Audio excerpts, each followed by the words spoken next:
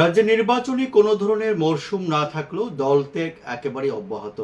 ফের একবার বৃহস্পতিবার করবুক বিধানসভার অন্তর্গত ৮ পরিবারের প্রায় ৩৫ থেকে ৪০ জন ভোটার তিপ্রামথা এবং বিজেপি দল ত্যাগ করে কংগ্রেস দলে সামিল হলেন।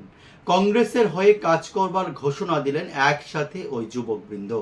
তাদের দলে বরণ করে নেন পিসিসি সেক্রেটারি যিনি রয়েছেন কমল দেওয়ান এবং ছিলেন ত্রিপুরা যুব কংগ্রেস সভাপতি নীলকমল সাহা সহ প্রদেশ কংগ্রেস নেতৃত্ব।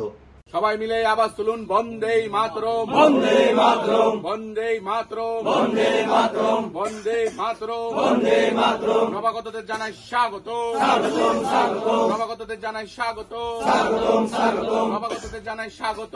স্বাগতম স্বাগতম। রাহুল গান্ধী, রাহুল গান্ধী, রাহুল গান্ধী, রাহুল গান্ধী। জয় হিন্দ, জয় হিন্দ, জয় হিন্দ, জয় হিন্দ।